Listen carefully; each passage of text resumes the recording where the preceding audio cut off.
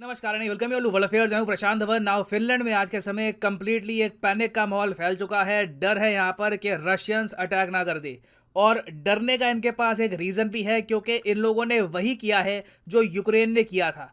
Finland ने recently officially announce कर दिया है कि ये लोग नेटो को ज्वाइन करने वाले हैं। अब जैसे ही फिनलैंड की तरफ से ये स्टेटमेंट आई कि ये लोग नेटो को ज्वाइन करेंगे, रशिया ने यहाँ पर एक बहुत ही इंपॉर्टेंट सेंटेंस बोला है। यहाँ पर आप देख पाओगे क्रेमलिन की तरफ से, Kremlin by the way Russian government का मेन केंद्र है, तो इन लोगों ने यहाँ पर कहा है कि फिनलैंड जो नेटो को ज्वाइन जब करेगा तो ये एक थ्रेट क्रिएट कर देगा रशिया के लिए।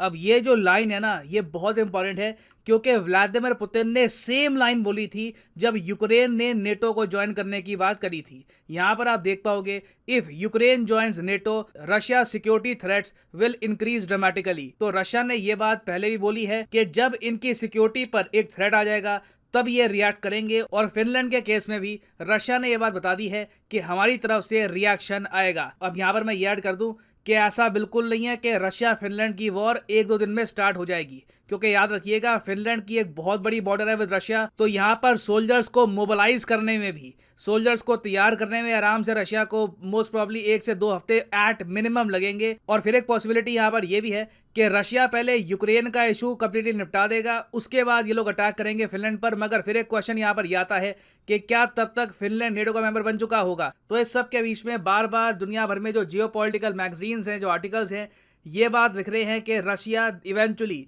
न्यूक्लियर ऑप्शन, केमिकल वेपन के ऑप्शन को देखेगा, क्योंकि टू फ्रंट वॉर इस वक्त रशिया इकट्ठा शायद ना झेल पाए। ना रशिया टू फ्रंट वॉर झेल पाएगा ना झेल पाएगा वो अलग बात है। फिनलैंड देखिए यूक्रेन से कंप्लीटली डिफरेंट कंट्री है। यूक्रेन में आपको बता दूं पिछले 6-7 साल से वॉर की तैयारी कर रहा है। ये बात जो बाइडन ने ऑन रिकॉर्ड कही है कि जब से रशिया ने क्राइमिया कब्जाया था, हमने एक्चुअली तैयारी करवाई है यूक्रेनियंस को कि कैसे आप रशियन से लड़ सकते हैं। तो यूक्रेनियंस बहुत ही लंबे समय से प्रिपेयर्ड थे। उसके अलावा यूक्रेन की आबादी 4 करोड़ से ऊपर की है। यूक्रेन यूरोप का सबसे बड़ा देश है, अगर आप रशिया को कंप्लीटली यूरोप में काउंट ना करें। इसके कंपैरिजन में फिनलैंड को आप अगर देखो तो सिर्फ 50-55 लाख की आबादी का देश है, और ये लोग इतने मेंटली टफ भी नहीं है जितने यूक्रेनियंस हैं। तो जैसे ही रशिया ने यह कहा कि हमारा रिस्पॉन्स आएगा फिनलैंड को, फिनलैंड में पैनिक बाइंग शुरू हो चुकी है। इनके यहाँ जो बॉर्डर का एरिया है वहाँ पे लोग बहुत ही बड़े स्केल पर फूड परचेज कर रहे हैं, मेडिसिन परचेज कर रहे हैं, बंकर्स ढूंढ रहे हैं कि बंकर्स कहाँ पे है, कल को जब बॉम्बिंग स्टार्ट होगी तो कैसे ये लोग अपने आप को बचाएंगे, अपनी फैमिलीज को बचाएंगे। बॉम्ब शेल्टर की डिमांड पूरे फिनलैंड में बहुत ज़्यादा बढ़ चुकी है। कई फिनलैंड के जो बहुत ज़्यादा अमीर लोग हैं ये ऑलरेडी फिनलैंड छोड़ के यूएस में, यूरोप के बाकी देशों में जा रहे हैं, क्योंकि जो थ्रेट है रशियन अटैक का, इट इज़ वेरी रियल। एक बार को रशिया हो सकता है कि सोल्जर्स ना भी भेजे, मगर रशिया के पास बहुत हद तक कैपेबिलिटी है कि ये फिनलैंड की एयर बॉम्बिंग स्टार्ट कर सकते हैं। एटलीस्ट जो बॉर्डर एरिया है वहां पर तो बॉम्बिंग स्टार्ट कर सकता है रशिया कभी भी। तो डिस्कस करते हैं इस टॉपिक को कि रशिया का इवेंचुअल एंड गेम यहाँ पर क्या होगा, रशिया यूक्रेन में क्या करना चाहेगा, फिनलैंड में इनका क्या प्लान होगा, डिस्कस करेंगे। मगर आगे बढ़ने से पहले आपसे एक क्वेश्चन पूछूंगा। क्वेश्चन यहाँ पर यह है कि कैटलिन नोवाक, ये नाम रिसेंटली बहुत ज़्यादा न्यूज़ में है। आपको यह बताना है कि ये रिसेंटली किस यूरोपियाई देश की पहली फीमेल प्रेसिडेंट बनी है। रिसेंटली ही इस पर काफी आर्टिकल पब्लिश हुए हैं, तो आई एम श्योर आपको इसका आंसर पता होगा। यह है यहाँ पे आपकी ऑप्शंस, इटली, स्वीडन, हंगरी या फिर पोलैंड।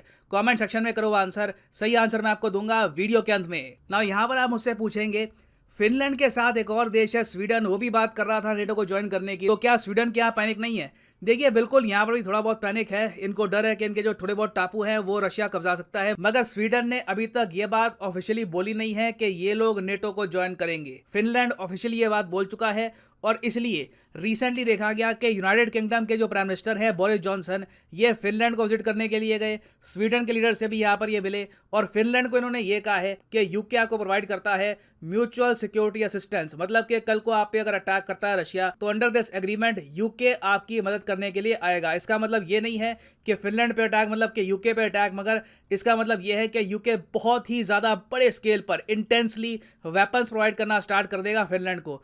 कुछ खास एग्रीमेंट नहीं है। आप अगर सोच कर देखिए, जो यूएस कर रहा है यूक्रेन के साथ, वही यूके करना स्टार्ट कर देगा विद फिनलैंड। मगर यूके के इस म्यूचुअल डिफेंस एग्रीमेंट के बाद भी पॉसिबिलिटी बहुत ज़्यादा कम है कि फिनलैंड एक फाइट दे पाएगा रशिया को। मैं आपको बता रहा हूँ, फिनलैंड की आबादी बहुत डिफरेंट है। ये वर्ल्ड्स हैप्पीएस्ट कंट्री है, दुनिया भर के मैट्रिक्स में आपको ये बेस्ट इन द वर्ल्ड दिखेगा। एजुकेशन सिस्टम बहुत अच्छा है, लोग बहुत अच्छी लाइफ यहाँ पर बिताते हैं। और इनकी ज़्यादातर जो आबादी है, 55 लाख की जो आबादी है, उसमें से बहुत ही बड़ी एक परसेंटेज है जो ओल्ड होती जा रही है। तो यंग पॉपुलेशन ऑलरेडी यहाँ पर बहुत ज़्यादा कम है। जो यंग पॉपुलेशन यहाँ पर थी भी, मेंटली वो उस लेवल के नहीं है जैसे यूक्रेनियन लोग हैं, मतलब कि लड़ बनेंगे देश के लिए। यहाँ पर जहाँ तक मैं देख पा रहा हूँ, पैनिक ऑलरेडी फैल चुका है। और जब एक बार को बॉम्बिंग ये देखेंगे, एक बहुत ज़्यादा डरावना सीन होता है। हमारे यहाँ इंडिया में हम लोग इमेजिन कर नहीं सकते, क्योंकि आप अगर सोच कर देखें तो 1971 वॉर या फिर किसी भी वॉर में, जब से इंडिया आज़ाद हुआ है तब से लेकर अब तक हमारे किसी भी मेजर शहर में बड़ी बॉम्बिंग नहीं हुई है। We have never experience this. तो फिनलैंड की जो कैपिटल है हेलसिंकी, जब वहां पर बॉम्बिंग होनी स्टार्ट हो जाएगी ना, तब आप देखेंगे एक आप कह लीजिए फियर आ जाता है पॉपुलेशन में। उस टाइम लोग एक बार को ये भी सोचते हैं कि सरेंडर कर दे, ताकि ओवरऑल हमारी जो लाइफस्टाइल है इसको इतना नुकसान ना हो जाए। और यहाँ पे हो सकता है कि आप में से कुछ लोग जो हिस्ट्री के काफी जानकार हैं, हो सकता है कि आप यहाँ पर कहें कि नहीं, फिनलैंड के लोग तो काफी टफ होते हैं। 1939 में, आज से कई साल पहले 1939 में जब यूएसएसआर ने अटैक किया था फिनलैंड को, तब उस वक्त फिनलैंड ने करारा जवाब दिया था। इवन दो ये लोग अपने देश का 10% हार गए थे यूएसएसआर को। जी हाँ, फिनलैंड का 10% यूएसएसआर के हाथ में चला गया था। मगर उस वक्त ये बात सही है कि फिनलैंड के लोग अपनी धरती के लिए लड़े थे, मगर वो पीढ़ी कंप्लीटली डिफरेंट थी। वो थे टफ फिन्स। जी हाँ, फिनलैंड के लोगों को फिन्स कहते हैं। वो बहुत ज्यादा आप कह सकते हैं टफ पीढ़ी थी इनकी। आज के समय जो सहूलियतें हैं फिनलैंड में, वो सब इनको अवेलेबल थी नहीं। सरकार भी उस वक्त काफी डिफरेंट थी। जो आज की सरकार है, इसने डिफेंस पर भी इतना एक्सपेंडिचर नहीं किया। फिनलैंड के पास उस लेवल के अमेरिकन वेपन्स भी नहीं है जो यूक्रेन के पास है। और याद रखिएगा, यूएस की भी जो वेपन्स इन्वेंटरी है, ये काफी हद तक कम हो चुकी है यूक्रेन को हेल्प करते करते। तो जब फिनलैंड से अचानक से डिमांड आएगी, तो एक बार को यूएस के लिए बहुत ही मुश्किल होगा इमीडिएट बेसिस पर फिनलैंड को वेपन्स प्रोवाइड करना। मगर 1939 में बिल्कुल इन लोगों ने यूएसएसआर के बहुत से सोल्जर्स मार दिए थे। बताया जाता है कि यूएसएसआर की जो टोटल कैजुअलिटीज़ थी, ये 2 लाख के ऊपर थी, जबकि फिनलैंड में बस 40,000 50,000 के आसपास कैजुअलिटीज़ थी। पर ये सब आज से कई साल पहले हुआ था। करंट सिनेरियो में देखिए, रशिया के लिए मैं समझ सकता हूँ ये बात कि ये लोग बर्दाश्त नहीं करेंगे कि फिनलैंड जैसा कंट्री जिसकी एक ह्यूज बॉर्डर है विद रशिया, ये कंप्लीटली एक नेटो पार्टनर बन जाए। नेटो बिल्कुल दरवाजे पे आ जाएगा रशिया के। It will be a huge security threat. मैं एक्चुअली कहूंगा कि यूक्रेन से बड़ी जो बॉर्डर है रशिया की, ये लगती है फिनलैंड के साथ। तो this is even a bigger security threat for Russia.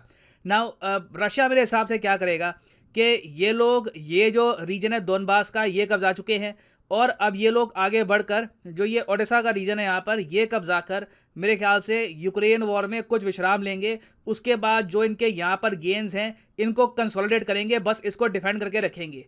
उसके बाद मोस्ट प्रोबेबली रशिया कुछ कार्रवाई करनी स्टार्ट करेगा फिनलैंड के अगेंस्ट। और इसमें भी मेरा ये मानना है कि ये लोग प्राइमरली फोकस करेंगे इस रीजन के आसपास। ये जो रीजन है यहाँ पर, यहाँ पे ये बॉम्बिंग करके बस इसको एक बफर कंट्री बनाने की कोशिश करेंगे। मतलब कि फिनलैंड को तोड़ के यहाँ पे एक छोटा कंट्री हो सकता है कि रशिया बना दे। क्योंकि बिल्कुल आप अगर नॉर्थ में जाओगे ना, तो यहाँ से नेटो के अटैक करने के चांसेस काफ़ी कम है। बहुत ठंड पड़ती है यहाँ पर, सड़कें भी प्रॉपरली काम करती नहीं है। तो एक बार को रशिया मान के चलेगा कि बिल्कुल एक्सट्रीम नॉर्थ से नेटो को अगर टैंक्स लेके आता भी है, तो that will not be a huge threat for Russia. But either way global conflict बढ़ने वाली है। We are heading towards a major European war. World war तो नहीं कहूंगा अभी मैं, क्योंकि एक ही कॉन्टिनेंट यहाँ पे इन्वॉल्व है प्राइमरली, मगर यूरोप में वॉर लगातार फैलती जा रही है। ना वापस आते हैं अपने एमसीक्यू पर कि कैटलिन नोवाक रिसेंटली इलेक्ट करी गई हैं the new president of which country. तो सही उत्तर यहाँ पे है option C is the right answer, Hungary.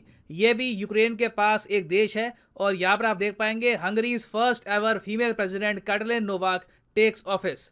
और फाइनली यहाँ पर मैं ये भी ऐड कर दूं कि लाइफ में अगर आप एक बार प्रॉपरली यूपीएससी एग्जाम के लिए प्रिपेयर करना चाहते हैं, तो कमेंट सेक्शन में जाओ, यहाँ पे आपको मिलेगा लिंक, यूपीएससी के लिंक पे करो क्लिक, और यहाँ पे आप परचेज कर पाओगे ये यूनिक कॉम्बो पैकेज, जिसके अंदर आप यूपीएससी प्रीलिम्स, मेंस, ऑप्शनल तीनों की तैयारी कर सकते हैं इन अ सिंगल परचेज। तो सिंपली यहाँ पे क्लिक करो पिक ए प्लान पर, और यहाँ पे आप परचेज कर सकते हैं the course of your choice. अगर आपके पास अभी टाइम है, आराम से कॉलेज स्टूडेंट हो, आप अभी 2 साल बाद प्रिपेयर करना है फॉर यूपीएससी, तो जो 24 महीने का कोर्स है ये भी आप कर सकते हैं परचेज। मगर जो प्राइसेस यहाँ पर लिखे हैं, पे करने की आवश्यकता नहीं है। सिंपली यहाँ पर कोड यूज करो PD10 and the prices will start falling.